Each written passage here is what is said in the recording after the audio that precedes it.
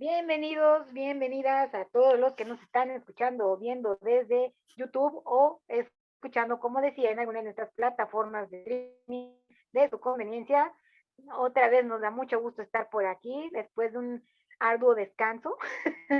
Nos da gusto tenerlos de vuelta. En esta ocasión venimos, yo y mis compañeritos, a una nueva entrada, una nueva comida, un nuevo buffet, todo muy bonito, donde vamos a hablar sobre los clásicos, estos libros de los 1800 o ahora que dicen que son nuevos o ustedes que consideran que son clásicos, pero antes de ponernos en materia, como saben, yo no vengo solita, vengo con mis compañeros que están aquí, que siempre me da mucho gusto tenerlos aquí para platicar y se van a presentar, claro está. Empezando por mi querido Chris, ahí como los tengo en pantalla. Hola, hola, ¿qué tal? ¿Cómo han estado, bellezos y bellezas? Espero que estén muy, muy hambrientos. Obviamente, su servidor agradecido, muy extasiado y muy feliz de que estemos todos los mis compañeros que el día de hoy vamos a ponernos very classic, very elegant, muy elegantes, muy clásicos y espero pues que disfruten de este delicioso menú, muy clásico, muy rico, muy sabroso, porque los clásicos son eternos y los clásicos nunca mueren. Bueno, y también tenemos aquí a nuestro pequeño muchacho, producer, Carlos. Hola, preséntese. ¿Qué tal, gente? Bienvenidos a un capítulo más de esto que es el Buffet Literario. Y hoy vamos a tenerles preparadas una de las sorpresas que ya estaba esperando por ahí también. Entonces pueden quedarse hasta el final del capítulo si quieren verlo. Y bueno, finalmente vamos a hablar de este tipo de libros que miles de veces se nos han mencionado y quizá ahondar un poco en ellos. Bueno, vamos a empezar con nuestra entrada. Este va a ser un buffet clásico. Vamos a estar como cortesanos, reyes, parte de todas estas cosas de Inglaterra, Estados Unidos, si quieren, época victorianas, guerras civiles, o también porque dicen que hay clásicos de los 1800 y clásicos modernos, entonces también, no sé, algo más moderno como los Estados Unidos de los años 20 con el Gran Gatsby o alguna situación de ese estilo, no lo sé, pero este buffet esperemos que les guste y pues como les decía, entramos con nuestra entrada del plato del día y empecemos. ¿Qué es un clásico? ¿Cómo se considera un clásico? ¿Que debe de tener un libro para ser un clásico? Según yo, como les decía, se dividen, creo yo, lo que yo sabía, en dos partes, que son los clásicos de los 1800 y los clásicos modernos. Pero hay otros que dicen que la clasificación son tres, porque son los clásicos de los 1800, los clásicos de los 90, bueno, sí, del año 90 en adelante, o sea, los 10, los 20, los 30, todo eso, y ya los clásicos modernos que son a partir de los 2000, pero ya como tal 20 años antes de todo esto, ¿no? Tienen sus clasificaciones, sus diferencias, también los clasifican por el momento histórico, como les digo, la época victoriana, la época de los 20 o la recesión de Estados Unidos, ya sea la guerra civil de algún país o algo por el estilo.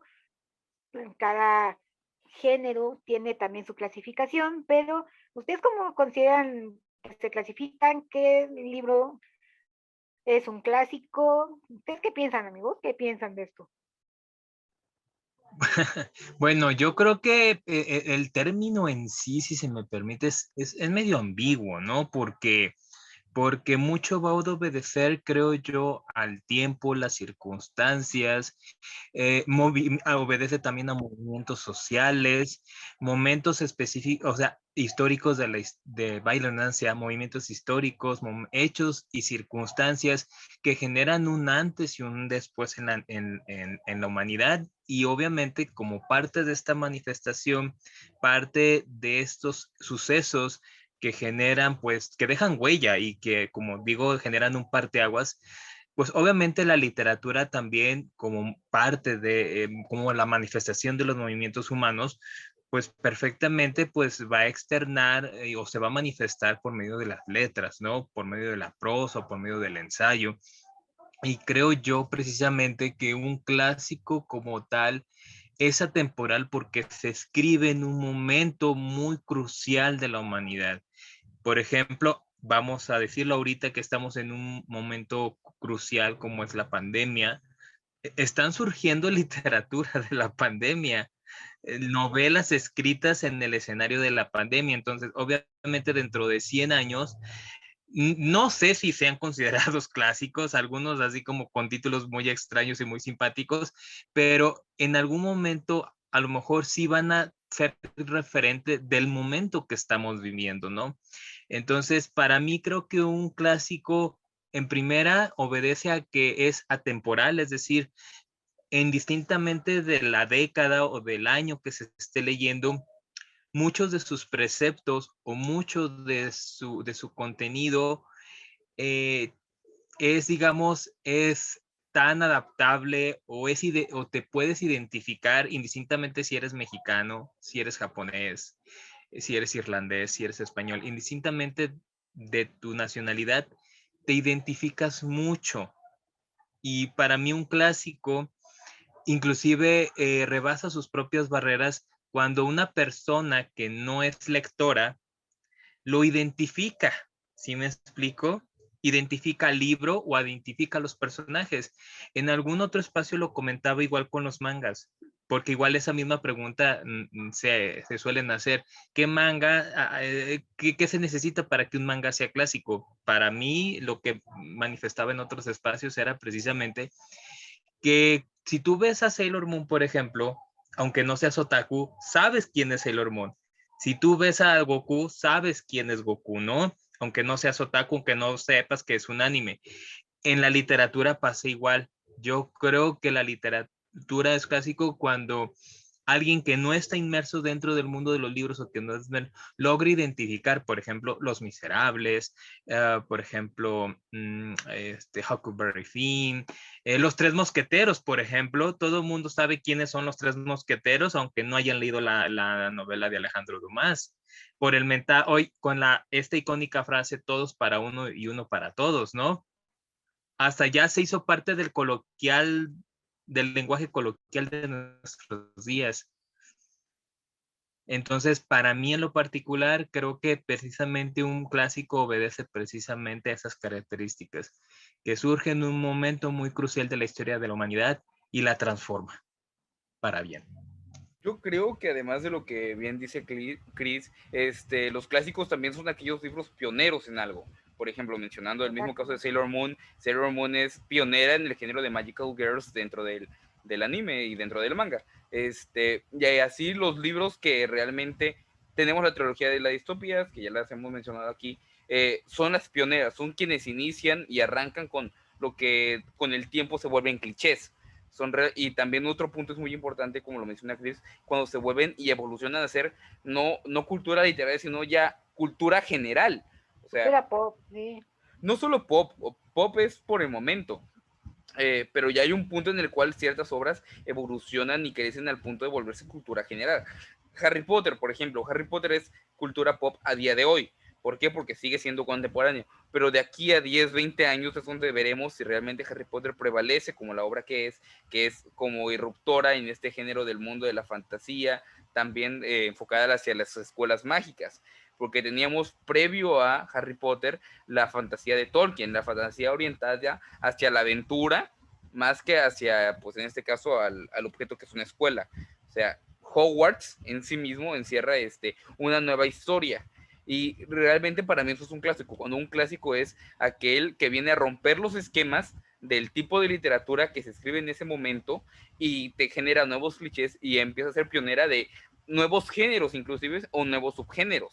Por ejemplo, ya sabemos que Julio Verne y H.G. Wells son realmente los creadores del género de ciencia ficción, los pioneros de la ciencia ficción, los padres de la ciencia ficción, porque antes la literatura que se escribía era literatura de aventura. Y son Wells y Verne los que le vienen a dar rigor científico y se vuelve y evoluciona a ser ciencia ficción. Entonces, por eso es que se consideran clásicos. Arthur Conan Doyle y Sherlock Holmes, por ejemplo, que es el gran pionero de la literatura de detectives, que realmente viene de narraciones extraordinarias, por ejemplo, que es de de Edgar Allan Poe y de la literatura también escrita por Agatha Christie, que son los tres grandes pilares de la literatura detectivesca y que vienen a generar otra vez estos nuevos clichés, estas nuevas historias, estas nuevas temáticas. Entonces, para mí eso es un clásico.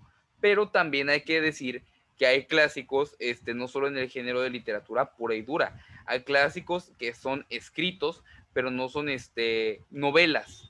O sea, tenemos filosofía, por ejemplo, tenemos a los grandes ahí, Aristóteles, Platón, Sócrates, que no dejan de ser clásicos. Es decir, no son exclusivamente novelas, sino también de géneros independientes de la novela e independientes de la ficción, como pudiera ser la crónica, el relato, la filosofía, la música, etcétera, etcétera. Entonces, eso es lo que también puede representar a un clásico finalmente, que ser los primeros. Y para mí hay tres tipos de clásicos. Está el clásico antiguo, que es todo aquello escrito previo al siglo XIX o inclusive previo al siglo XVI, que pues es lo escrito por estos autores de la época antigua, los griegos, romanos, macedonios, mesopotámicos, e inclusive aquí en mesoamericanos tenemos también, no son muchos y no son muy recordados, pero hay autores de nuestras raíces. Hay un clásico moderno que es precisamente que surge con esta revolución, la Revolución Francesa, por ejemplo, de la Revolución Francesa hasta el siglo XX, y de ahí pues lo del siglo XX al siglo XXI, que han sido también bastantes y bastante buenos. Y también recalcar que cada subgénero tiene sus propios clásicos, cada género y cada subgénero tienen sus propios clásicos por separado.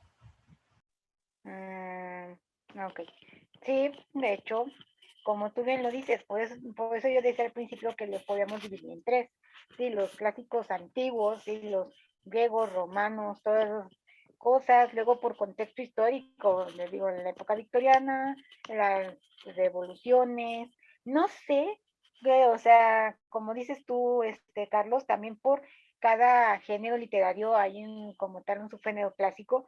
No sé si en este caso yo lo pondría, por ejemplo, de la fantasía, un clásico podría ser el steampunk, porque pues como tal se quedan en lo que es la revolución industrial, la primera parte de todo lo que tiene que ver con las máquinas de vapor y esas situaciones, creo que también entraría. Entonces, sí podría ser uno. Y sí, también te doy la razón con el hecho de que la literatura clásica es la que va, uno, a innovar y dos, es icónica. Sí, eso sí es cierto. ¿Por qué? Porque va a innovar, porque va a ser como que la base para que muchos autores después se pongan las pilas y creen alguna historia parecida. Por ejemplo, tú bien lo dices, Harry Potter fue base para historias como la Segunda Revolución de Costa Alcalá, como fue Magisterium de Holly Black y Cassandra Clare, sí, tiene mucho que ver. O por ejemplo, Orgullo y Prejuicio, sé que no es como tal romance, pero muchos lo consideran así, sería más como con un clásico contemporáneo, sí tiene tintes de romance, pero no mucho, lo ocuparían más como para historias más contemporáneas, más modernas, más cosas así. Entonces, sí creo que la base son esas tres cosas, la situación, el momento que se va a dar, me refiero a la situación con lo que es el contexto de historia como tal, la situación y que, como dice Chris, alguien que no conoce de esto lo identifica, ya es parte de la cultura, sí, tiene todo eso, muy atascada la boca de razón ustedes dos, porque sí, de eso se trata un clásico, que sea icónico, que no se olvide y que sea la base para otras historias, sí, muy cierto. Y que además sea popular en su tiempo, porque como sabemos, las cosas no salen de la nada, es decir, todo es parte de un proceso, diría el Chombo. O sea, no llegamos a la música del día de hoy sin la música que se hizo antes. No se puede hablar de un verdadero padre o creador de un género literario, porque realmente ha sido el proceso de varios autores durante el tiempo que fueron formando el género. Entonces, el clásico es el que llega en el momento y en la forma precisa. Por ejemplo, sí. Y muchos libros clásicos, irónicamente, muchos libros de autores clásicos no son clásicos en su época. El ejemplo más claro para mí, H.P. Lovecraft. H.P. Lovecraft en su época nunca se le dio el reconocimiento y fue a raíz de los discípulos y de sus amistades que surgen realmente las obras de H.P. Lovecraft. Y es hasta entonces que se le da el crédito a H.P. Lovecraft por su creación. Entonces, por eso digo, o sea, no es única y, por ejemplo, H.P. Lovecraft es obviamente un clásico del terror y es un clásico del horror cósmico y del horror y del terror psicológico, al final del día. O sea, vemos directa inspiración en Stephen King. Vemos claramente las referencias Lovecraftianas en Stephen King y en varios autores de terror de nuestra época y de nuestras generaciones. Pero Lovecraft no fue reconocido en su tiempo. Entonces es el que llega en el momento, en el lugar y de la forma que es. Porque en el momento en el cual Lovecraft escribía, la sociedad en la cual vivía Lovecraft no estaba preparada para ello. Pero la generación posterior a Lovecraft realmente estaba lista y estaba esperando este tipo de textos que ya se venían buscando y se veía creando este proceso con el tiempo. Sí, de hecho, ahorita que lo dices, se me ocurre que no es nada más el hecho de poner una base, es el hecho de que, ok, este clásico ahí, pero va evolucionando de la mano del tiempo. Por ejemplo, como tú lo dices, tenemos el terror cósmico con H.P. Lovecraft, pero evoluciona de la mano de Stephen King, pero la cosa es exactamente lo mismo, pero evolucionó. Eso es cierto, sí, también evoluciona con el paso del tiempo del ser humano, pero no dejan de tener sus bases en algo antiguo, ¿no? Sí, eso es cierto. Pues no, básicamente lo que ustedes han dicho, pues tienen la boca llena de razón en este sentido, de precisamente, bueno, y ahorita más adelante sí me gustaría mucho que tocáramos el ser muy empáticos con el hecho de que no te preocupes si no te gustan los clásicos, pero eso lo tocamos como mensaje final, porque también ese es un punto muy interesante, de que casi se nos crucifican cuando leemos algún clásico y que no nos guste, porque también es válido que no te gusten los clásicos, pero bueno, eso lo vamos a tratar al final como conclusiones finales, pero yo creo que retomando mucho la idea de Carlos, precisamente los clásicos son porque llegaron en un momento para manifestarse, para manifestar una realidad o para denunciar una realidad, como es en el caso de las hermanas Bronte, como es como ellas perfectamente con, por ejemplo, la más clara que para mí para mí ellas fueron las primeras, una de las primeras feministas, el hecho de manifestar precisamente el derecho de la mujer a su independencia fue Jane Eyre de Charlotte Bronte precisamente y su hermana, la siempre por desgracia o olvidada de Anne Bronte con la inquilina de Winterfell, donde precisamente pues trata precisamente de su protagonista huye, literal huye de su violentador que es su esposo, porque sufría violencia física y psicológica y huye. Para la época fue completamente rompedor, completamente novedoso, porque recordemos pues que antes los estereotipos y roles de género estaban bien marcados, ¿no? Sobre todo los roles hacia las mujeres. Entonces, qué mejor que estas mujeres, y sobre todo las mujeres que escribieron en el pasado, lo que tuvieron que enfrentarse para no morir en el olvido. Y muchas de estas mujeres escribieron bajo seudónimos que precisan para poder ser publicadas, que ahora gracias a los movimientos, a la visibilización, pues han recobrado los títulos que a lo mejor muchos creíamos que eran escritos por hombres, pues no, ya se les está refiriendo y ya en las portadas se les está dando reconocimiento que fue una escritora quien la escribió, ¿no? Ah, sí, cierto, los clásicos son revolucionarios a su época, esa es una característica que también tienen, pero aquí hay un punto muy importante, no porque sean revolucionarios hay que ponernos así todos de, ay, no, es que eso está mal, ¿cómo lo permitieron? O eso no debería suceder, no sé qué. Hay que ponernos en el contexto histórico de cada uno de los clásicos, digo, porque por ejemplo, en Cumbres Borrascosas, que vivían en una casa y que prácticamente todo el mundo se echara contra todo el mundo porque todos son tóxicos ahí, no me lo van a negar. Tienes que ponerte en el contexto histórico de que así eran las situaciones, muchas veces mandaba el esposo, no mandaba la mujer, entonces es muy machista, que así era la época. O por ejemplo, en Orgullo y Prejuicio, ¿qué hacían las mujeres? Tenías que casarte para tener una dote al menos, o tener un cachito de algo, porque las mujeres no alcanzaban nada. Entonces, sí, son revolucionarios por ponerte a pensar y plantear ciertas situaciones que, aunque no lo crean en la actualidad, siguen sucediendo, pero sí, sí son revolucionarios, claro que sí. Sí, obviamente con sus respectivas circunstancias y pensamientos y postulados propios de la época, ¿verdad? Pero para mí fueron rompedores. Inclusive la tan polémica Cumbres Borrascosas, para mí fue muy pionera y rompedora porque nos mostró a unos protagonistas para la época eran villanos, ¿eh? Y ahí pongo entrecomillado. Por Para eso digo que son bien tóxicos, sí.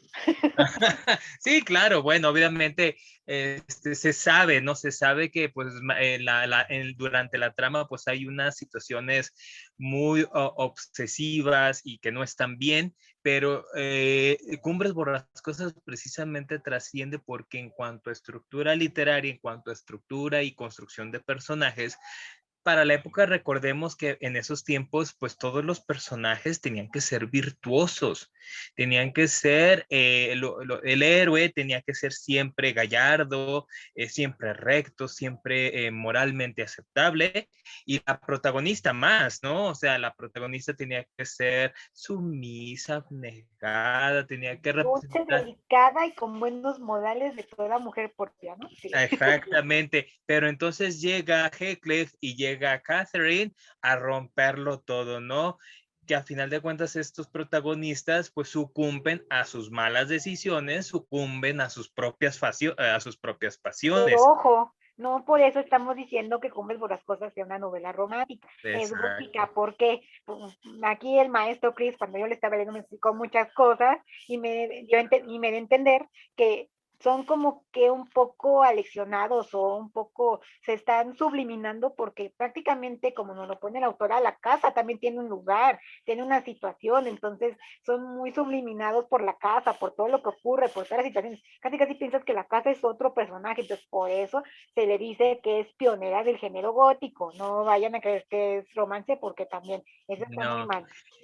Fíjate que ahora sí que es malamente, y digo malamente bueno, de las editoriales y malamente de a lo mejor sobre ciertas librerías que los clasifican así porque dicen, hay una relación amorosa, entonces lo ponemos romántico, cuando a lo mejor ni siquiera lo han leído y ni saben de qué se Por trata. eso no es Entonces, romance, amigos, es muy raro como no, yo sé que no, yo sé que no. Obviamente es como Mujercitas, digo, es tu clásico favorito, hermana, y bien que me lo ponen romántico cuando Cumbres Borrascosas y Mujercitas es costumbrista, te muestran es un retrato de la vida del siglo XIX, del siglo XVIII. bueno, mujercita sí podríamos ponerle que es costumbrista romántico, ¿por qué? Porque no sé si lo has leído o para quien no lo haya leído, una de las situaciones ahí es que se explica mucho lo que era para una mujer ser escritora, con nuestra protagonista, con Joe, y ahí te explica que para las mujeres era como que el boom hacer una novela romántica, entonces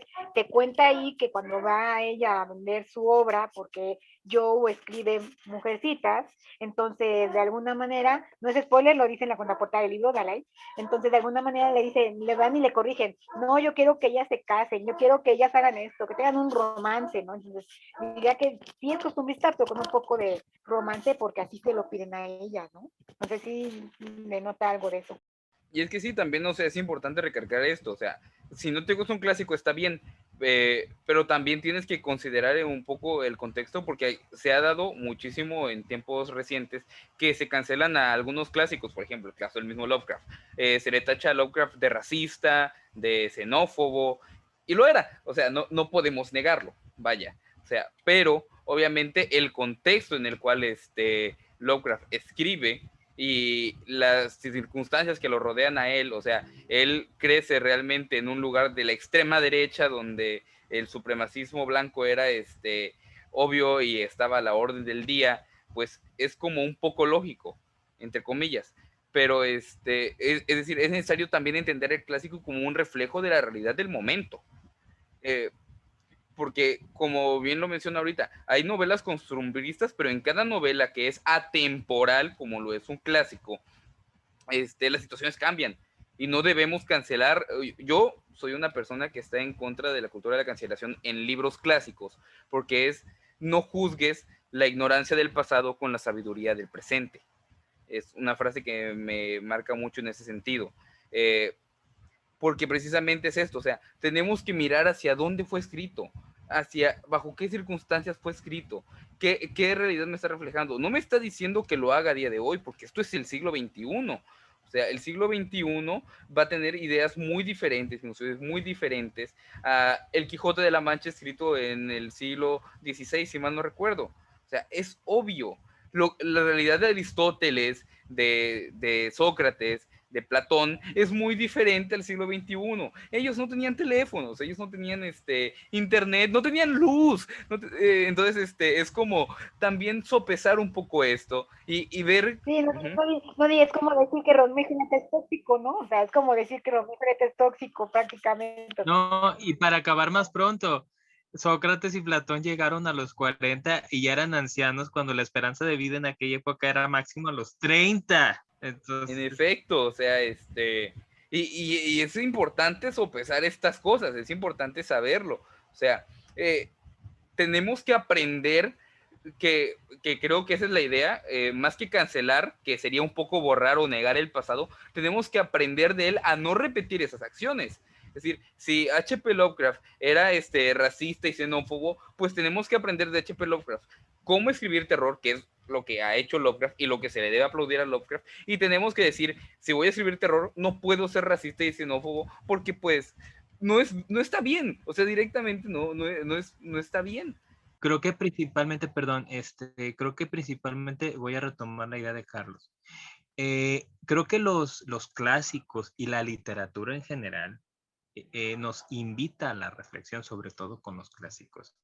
Y ahorita con muchos movimientos que ahorita están en visibilización, que siempre han estado en lucha y en pugna, hay muchos libros que se adjudican, por ejemplo, como feministas, como LGTB. Yo les digo, yo les invito, leámoslo, hay que leerlo, hay que reflexionarlo y analizarlo para ver si realmente obedece a nuestro tiempo, si realmente reivindica, si realmente está en pro de la igualdad, si está en pro de respetar derechos, porque yo me he encontrado cada libro que se adjudica o que se ostenta como pro LGTB, como pro feminista, como NNN, y luego te das cuenta que nada que ver y que solamente se suben al carrito. Como el caso de Circe, ¿no? Que decían que era Ajá, LGTB y no sé qué tanta cosa, y resulta que no. ajá, y no es así, o sea, el Circe es precioso, está maravillosamente bien escrito. Ahora sí que hay que decirlo, la autora tiene un doctorado en mitología griega, en literatura de clásicos griegos, entonces la señora sabe de lo que escribe. ¿Ya ven? Entonces, Ahí es donde decimos que los clásicos evolucionan. Entonces, a, a mí me gusta Circe, y lo voy a decir a título personal, porque es digamos, es una muy buena y muy buen y sana forma de acercarte a los clásicos griegos, sobre todo a la Ilíada y a la Odisea. Obviamente no es feminista, pero lo que me gustó mucho de Circe es la construcción de personaje, que no todos los libros logran y logran atrapar desde esa postura. Es que estamos acostumbrados al argumento, a la introducción, desarrollo y desenlace, y queremos que en el desarrollo haya mucha acción. Pero ¿qué pasa cuando hay libros que no están estructurados así? Malamente los catalogamos como malos. Es decir, cuando vemos a una historia que su fin es que te cuenta el desarrollo, la evolución de un personaje, a veces no lo solemos aceptar tan bien, que creo yo que fue el caso de Como si Circe. fuera una biografía no verídica, pero es una biografía, ¿no? Ajá, así es, o sea, ya le diste el punto, o sea, ya le diste el punto. Regresémonos a Cumbres Borrascosas, perdón, a Jane Eyre, perdón, Jane Eyre. Jane Eyre es una biografía ficcionada. O sea, si tú lees Jane Eyre de Charlotte Bronte, te dice cuándo nació y te dice pues cuándo ya va a terminar sus días. Entonces, es una, digamos, biografía en ficción. Entonces, fue maravilloso para la época. Es maravillosa, igual Circe, o sea, yo invitaría a que le dieran una oportunidad a Circe, quítenle la etiqueta de feminista porque no lo es, respetemos el movimiento, no lo es, pero léanlo como un muy buen acercamiento precisamente a los clásicos griegos.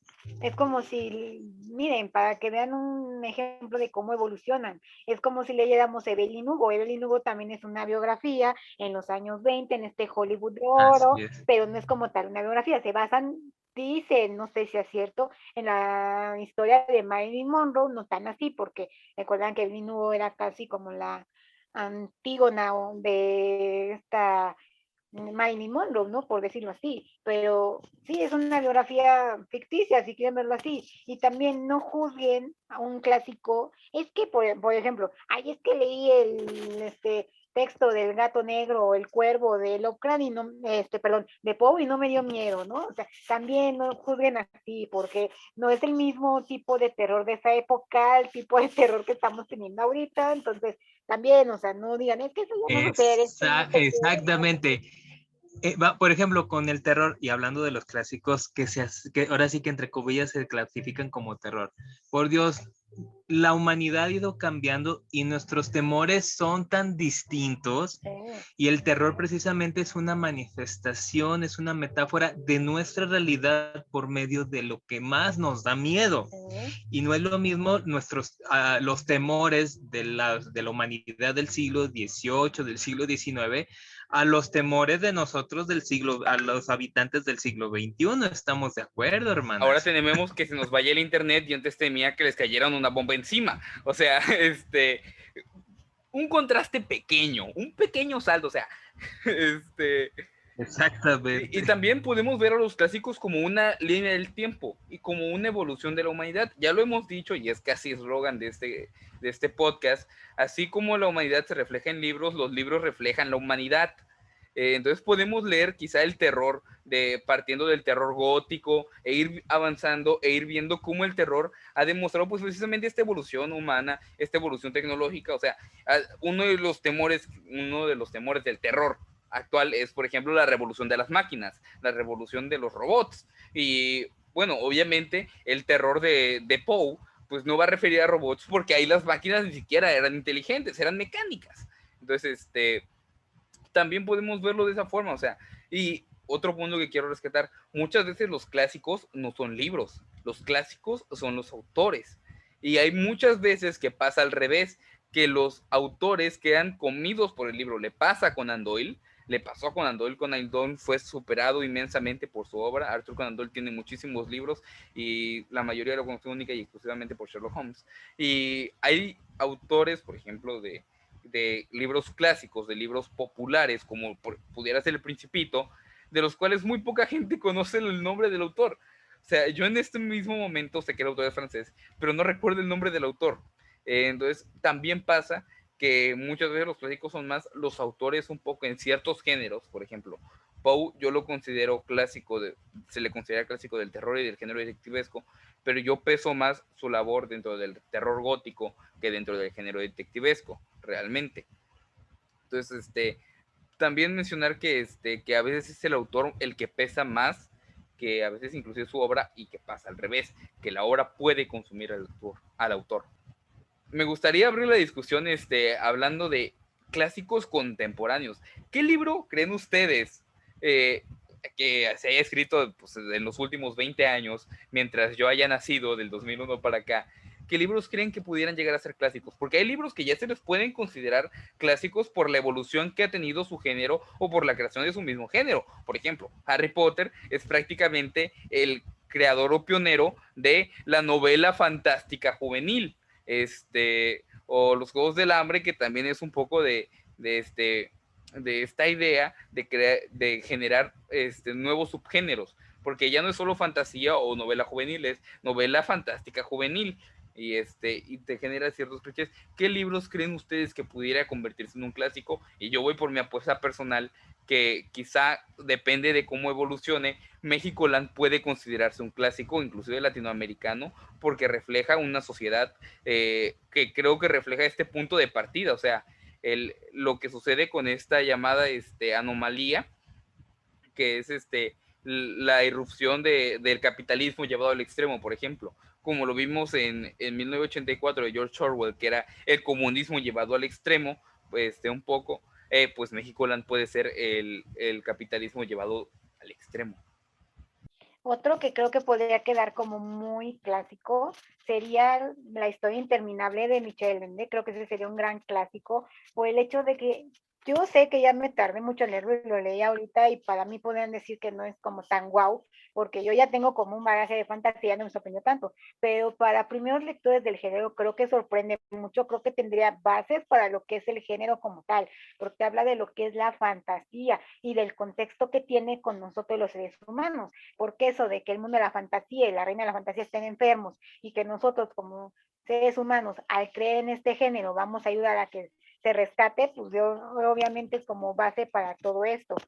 Otro que creo que puede ser buen clásico, bueno, no sé si sí o si no, puede ser todo, bueno, no sé, Asimov sí sería un clásico como tal, ¿verdad? Porque Yo Robot Claro, creo que sería base para todo lo que tiene que ver. las leyes de la robótica Ajá, se basan en él. sí, podría ser ese también, pues no sé si Bueno, fue, Asimov ya es considerado clásico realmente, o ajá, sea, pero ¿en qué año fue? O sea, sería moderno. Asimov, si mal no recuerdo, es de 1980, si mal no Sí, recuerdo, el 80, sí lo sabía. pero ya es considerado clásico, o sea, las leyes de la robótica, él creó lo que vendría a ser la robótica o la robotecnia dentro de la literatura, porque el concepto de robots no se tenía tan estudiado a fondo, y él es el amo, señor, maestro, pionero, y lo que quieran de la robótica. Sí, de hecho, sí. Otro también, no sé si quede aquí o no, yo creo que se va a convertir en un clásico Evelyn Hugo, yo digo que sí, fue icónico, pero clásico no tanto por el hecho de que habla de estos años 20 ni de la situación de lo de los actores y actrices de Hollywood, sino por todo el contexto histórico que estamos viviendo, por lo del Me Too y por lo del hecho de la comunidad LGBT y todas estas cosas. Creo que por ese lado se convertiría en un clásico, porque como dicen, un clásico denota la realidad que estamos viviendo. Por ese lado creo que Evelyn no se convertiría en uno, ¿no? Para mí, te doy toda la razón y te voy a secundar precisamente porque yo a nivel personal, como lector que soy, yo agradezco que exista Evelyn Hugo porque es la primera vez que yo leo una novela donde se visibiliza a la bisexualidad de una manera, de una forma respetuosa, de una forma más que empática, de una forma humana Exactamente. y sobre todo de una manera del aspecto de la persona. Y la verdad, yo agradezco mucho que exista Evelyn Hugo, de veras, igual, segundo, yo creo que Evelyn Hugo perfectamente sí encaja, que sí, sí se puede escribir literatura de la diversidad, Sí. alejándose de clichés, alejándose de estereotipos.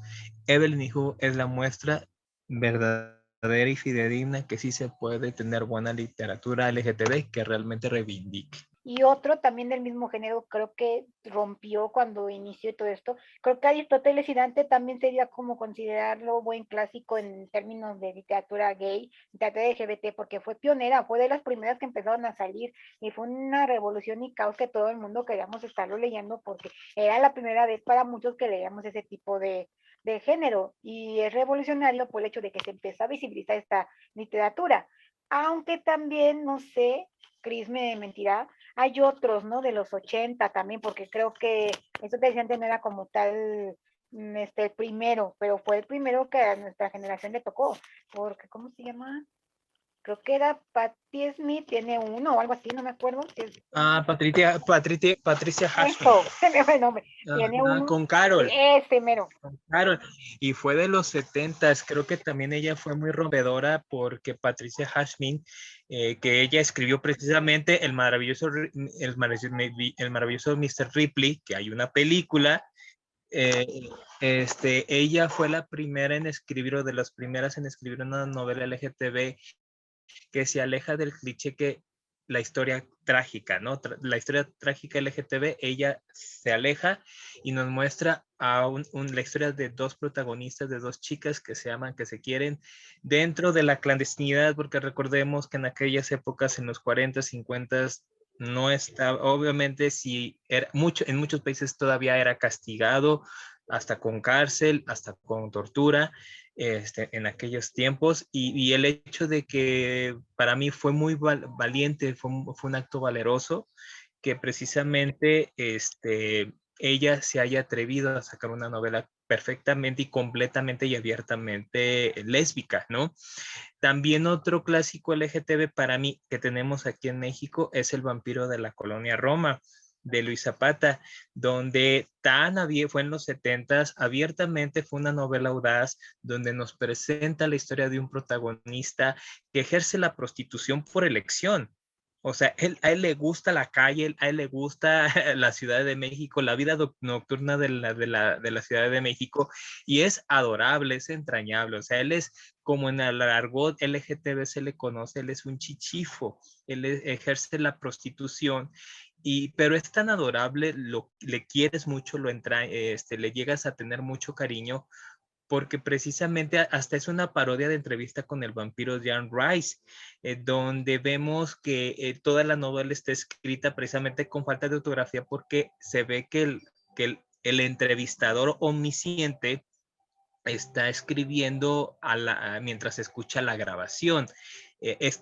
Para mí es un testimonio, y que en su momento el vampiro de la colonia Roma, pues realmente estuvo vetado, estuvo censurado por gobiernos, por la Iglesia Católica, por muchas autoridades propias de la época.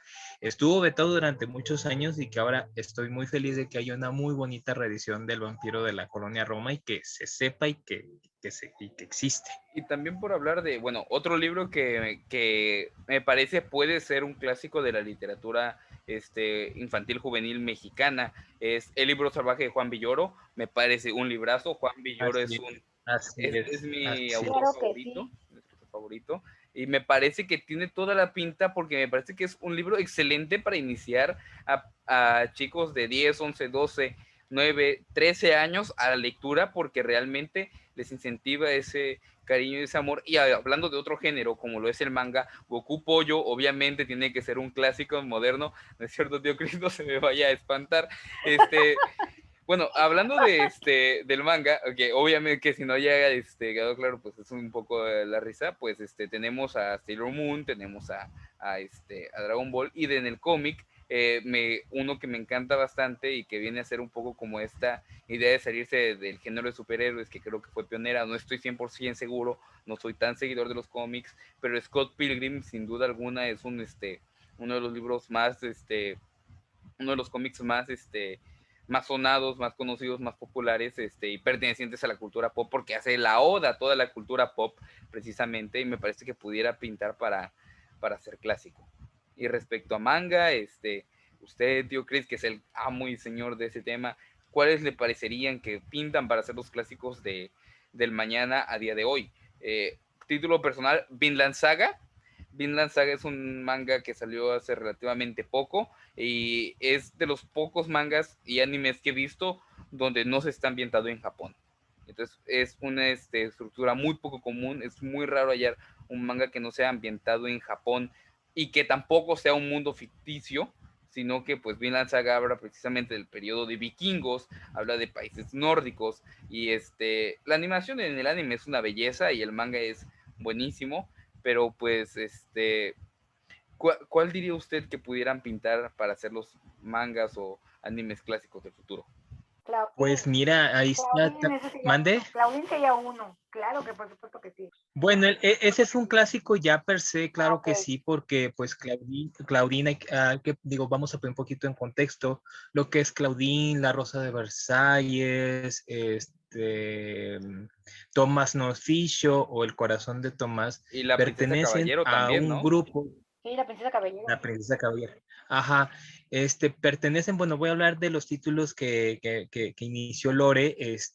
Pertenecieron a un grupo de autoras, de mangakas, de ilustradoras, de argumentistas, mujeres, porque recordemos que en los años 40, 50, cuando Japón se empieza a recuperar después de la guerra económicamente, que le llaman el milagro de Oriente, la recuperación de Japón, empezaron precisamente a surgir los mangas, que el manga es la palabra japonesa para referir cómic, entonces los mangas son cómics japoneses, ¿no? Pero en ese tiempo quienes dibujaban y escribían y distribuían el manga y los dueños de las editoriales eran hombres. inclusive el shoujo, que es el manga escrito entre comillas para mujeres, era dibujado por hombres. Entonces, en la década de los 60, 70 y 80 surgen este grupo maravilloso de mujeres que es el grupo del 24, de autoras como Ryoko Ikeda, precisamente Yoko Minamino y muchas otras autoras que precisamente se atrevieron a dibujar manga en primer lugar. En segundo, a traer historias audaces. ¿Con qué temáticas? Bueno, ahora sí que logran trasladar el género gótico al manga. Sus mangas suelen ser envueltos en atmósferas muy asfixiantes. Hay mucho misterio. Obviamente, como es un shoujo, pues hay mucho drama de por medio. Pero lo que rescato mucho es precisamente que tocan temáticas para en el Japón de aquella época y el Japón de hoy siguen siendo considerada un tabú, como el hecho de que, por ejemplo, voy a retomar precisamente el punto de Lore con Claudine, nos presenta a un protagonista que se asume como hombre transexual. Para la época, para el año 73 que surgió Claudine, pues fue algo revolucionario, fue algo rompedor, ¿no? Que yo recomiendo mucho ese manga. Y ahora sí que mangas más actuales, pues yo creo que Berserk sería uno, que sería ya un clásico. Obviamente Full Metal Alchemist, claro que sí es un clásico ya para mí, para mi humilde opinión, ya es un clásico precisamente. Bueno, voy a mencionarlo también, Naruto, bueno, muchos lo consideran clásico, también One Piece, pero para mí un clásico, Tengo mande, una pregunta. pero O mándeme. sea, yo creo, no sé, tú me corregirás, que los clásicos no los puedes, los mangas clásicos no los puedes clasificar igual que un libro normal, ¿no? ¿Cuándo se empieza con No, el primer manga? O sea, es que dependiendo cuándo es el primero, ahí empezamos, ¿no? Porque todo el mundo te va a decir, Naruto, pues si Naruto todavía se sigue emitiendo, ¿no? ¿Por qué va a ser un clásico? ¿Por qué no sé qué? O sea, creo que también es bueno explicarles por qué todo este show, por qué, o sea, cuándo se empieza el primero de los mangas o por qué. Pues Naruto per se no se está emitiendo ya. O sea, lo que se emite a día de hoy es Boruto. ya se Ajá, ya se acabó, acabó. ¿no? Naruto, Naruto ya se hay mucha acabó. gente que dice que Naruto se acabó en Naruto y se quedó en Naruto porque no les gusta Boruto. Que ya Boruto, pues ese es otro rollo, ¿no? Pero Y con el nombre de Naruto como tal, ya no se emite. O sea, Naruto, ya no se emite. De lo mismo, por eso digo que sigue, todavía sigue, porque es pan de lo mismo. bueno, el caso es que, bueno, hablando de mangas, hablando de clásicos mangas en específico, bueno, surge el manga, como les digo, posicionándonos en una época de la historia, surge como esta parte de esta recuperación milagrosa que tuvo Japón después de la guerra, después del bombardeo de Hiroshima y Nagasaki, cuando surge Japón como una potencia económica tremenda. Y como parte de este despertar económico que tuvo Japón precisamente, bueno, lo manifestó por medio del cómic. Pero ahora sí que los mangas tal cual en estructura narrativa y visual, como lo vemos actualmente, se lo debemos a un mangaka que se llama Osamu Tezuka, precisamente. Él se le llama el dios del manga, el padre del manga, porque precisamente a él le debemos el primer lugar, el primer manga de ciencia ficción, que es Astro Boy. En segundo, a él le debemos el primer shoujo, el primer manga shoujo, que es, como ya lo mencionaba Carlos, La Princesa Caballero, que ahorita en su lectura la podemos interpretar, aunque el manga no lo refiere así, pero lo podemos interpretar y dar esa interpretación como un personaje no binario, porque, bueno, Zafiro nace con dos corazones, con un corazón de hombre y con un corazón de mujer. Entonces, para mí esa es una alusión a los compañeros y a las compañeras o compañeros no binarios que se identifican con esa identidad. Entonces, obviamente el manga no lo dice así, tal cual, tan claro, pero obviamente en la interpretación humilde que le da su servidor, se puede interpretar como las primeras manifestaciones de los compañeros no binarios. Entonces, como vemos, Japón ha sido muy visionario, pocos mangakas se han atrevido a incursionar precisamente en estos temas. pero sí desde el pasado sí se incursionaron o sí se empezaron a ver las primeras manifestaciones de esta audacia en cuanto a argumentos, bueno, por parte primero de Osamu Tezuka y posteriormente con las autoras precisamente de la generación del 24, ¿no? Y de shonen, bueno, los primeros shonen, pues, que yo vi, pues, Caballeros del Zodiaco, que creo que ya es o Saint Seiya, creo que es un clásico indiscutible. Si tú ves Caballeros, si tú ves a un Seiya, si tú ves Andrómeda, si tú ves Cisne, sabes de la caricatura, aún no siendo otaku, sabes quiénes son los Caballeros del Zodiaco, ¿no? Y entonces, para mí eso es una muestra de que un clásico es un clásico en el ámbito del manga, porque trasciende sus propias fronteras, donde personas que no se identifican como otaku los ubican, ¿no? También otro creo que serían las guerreras mágicas, ¿no crees? También otro icónico serían ellas, porque Claro también que sí. empieza junto con Sailor Moon a lo que son las Magic Girl, entonces también. Sí. Sí, es que precisamente con el manga de Magical Girls, vamos a explicar previamente, con el género de Magical Girls precisamente se entiende que es un subgénero del shoujo. O sea, el shoujo es como la demografía y el subgénero sería las Magical Girls, donde Sailor Moon, ¿por qué es tan importante para Japón?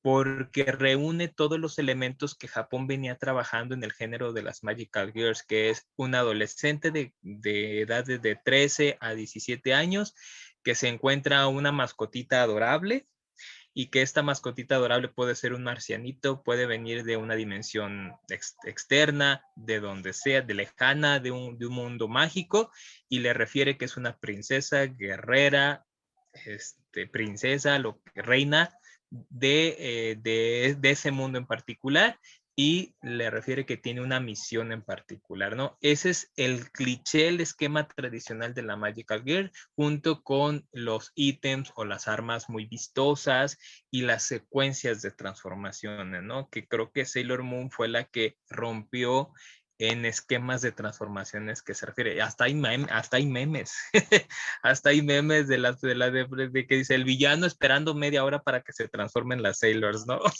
Sí, de hecho, y en cuanto a otro que está me acuerdo, otro clásico podría ser, que en cuanto a Kodomo, porque es más infantil y más todo, Doremi también podría ser un clásico del Kodomo. De hecho, sí, bueno, Kodomo, Magic Girl, porque también tiene que ver, pero sí, los infantiles creo que tendría mucho que ver. Y todos estos películas, cortos que hacía el Ministerio de Educación japonés, esos serían clásicos, de los clásicos, pero en Japón, entonces también, ¿no? Sí, no, es que creo que precisamente hay que, bueno, contextualizar un poquito también que el anime y que el manga, precisamente los que nos traían a México, pues eran mangas muy infantiles, y aparte, como se desconocía del género, que dentro del manga y del anime hay mangas para adultos, pues decían, ay, como es caricaturas, les van a gustar a los niños, ¿no? Entonces, Secretaría de Gobernación, como no se daba la tarea de indagar, de investigar, Hasta el 2000. hasta el 2000 que digamos sí empezó a haber como más pluralidad, empezó a diversificarse más el manga y empieza a mostrarnos y a traernos más. Y obviamente empezaron a ver también todos los procedimientos que ahorita hay o todos los medios con los cuales hoy gozamos para poder obtener manga y anime. Por ejemplo, hay plataformas digitales donde prácticamente al momento en que se está transmitiendo en Japón tú ya lo puedes ver, cuando antes no era así, no era posible. Antes perfectamente pasaban los animes en Japón y tardaban 5 o 6 años en ser traídos a México. Ahora ya eso ya es cosa del pasado. Sí, de hecho, todos los mangas y animes, hay muchos que podríamos decir nosotros que son clásicos, pero que no como tal, porque todavía algunas cosas se siguen emitiendo. ¿Por qué? Porque tardaban un poquito en traerse, pero sí. Pero, pero ya que estamos en estos ámbitos, ya pasando a nuestro último punto, nuestro querido Carlos, producer, tiene una sorpresa para todos los que nos escuchan, así que adelante, te cedo aquí a ti la Pues palabra. efectivamente nos fuimos por un tiempo, pero pues volvimos con sorpresas y una de ellas es, pues bueno, vamos a hacer un pequeño sorteo para, pues, para quien guste. Vamos a estar sorteando esta edición de los clásicos, valga la redundancia, es de segunda mano, ¿ok?